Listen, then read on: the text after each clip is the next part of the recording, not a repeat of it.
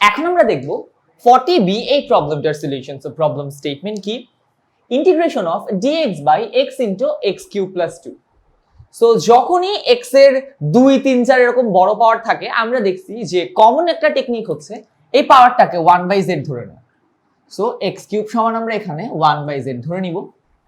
এতে আমরা কি করতে পারবো? আমরা লিখতে পারবো যে 3x স্কয়ার dx সমান হচ্ছে, যদি আমরা এই পাশকে ডিফারেন্সিয়েট করি তাহলে আমরা পাবো -1/z স্কয়ার dz। এখন এখানে কিন্তু 3x স্কয়ার নাই, আমরা নিয়ে আসি। তাহলে আমরা একটা 1/3 বাইরে দিয়ে ভেতরে 3 আনলাম এবং উপরে নিচে x স্কয়ার দিয়ে গুণ দিয়ে দিলাম। সো 3x স্কয়ার dx আর x স্কয়ারের সাথে গুণ করলে হয় x cube into x cube plus 2। এবার আমরা z দিয়ে রিপ্লেস করতে পারি। সো যদি আমরা z দিয়ে রিপ্লেস করি তাহলে কি থাকে? 3x স্কয়ার dx এটা হয়ে যায় -1/z square dz divided by এটা হচ্ছে z and sorry 1/z, z না 1/z, আর এটা হচ্ছে 1/z প্লাস 2। তাহলে আমরা উপরে নিচে z স্কয়ার দিয়ে গুণ দিয়ে দিই। উপরে থাকে, আচ্ছা 1/3 টা দিতে হবে, মাইনাসটা সামনে নিয়ে আসি। তাহলে -1/3 ইন্টিগ্রেশন অফ z স্কয়ার দিয়ে যদি গুণ দিই তাহলে জাস্ট dz। এখানে একটা z দিয়ে এখানে, একটা z দিয়ে এখানে গুণ দিব, মানে z স্কয়ারকে দুই ভাগে গুণ করব আর কি, একটা z এখানে একটা z এখানে। তো 1/z কে যদি z দিয়ে গুণ করি তাহলে কি থাকে? 1, আর এটাকে যদি z দিয়ে গুণ করি 1/z এর সাথে z গুণ করলে 1, আর এখানে হয়ে থাকে 2z।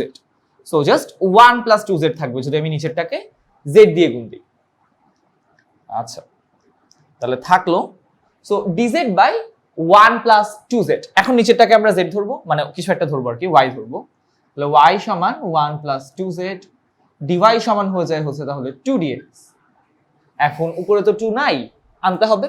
আমরা এখানে একটা 2 গুণ দিয়ে উপরে 2 নিয়ে আসবো। তাহলে আমরা লিখবো 1/6 integration of 2dx divided by 2dz divided by 1 plus 2z।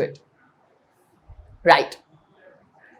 তাহলে এবার আমরা y বলে দিতে পারি। সো আর মাইনাসটা -1/6 ইন্টিগ্রেশন অফ 2dz হচ্ছে dy, আর নিচেরটা হচ্ছে y। So -1/6 ln y plus c, মানে আমাদের ফাইনাল আনসার দাঁড়ায় -1/6 ln y এর ভ্যালু হচ্ছে 1 প্লাস 2z, আর z এর ভ্যালু হচ্ছে, z কে যদি আমি ওই পাশে নিয়ে যাই 1/x3, অর্থাৎ x টু দ্য পাওয়ার -3।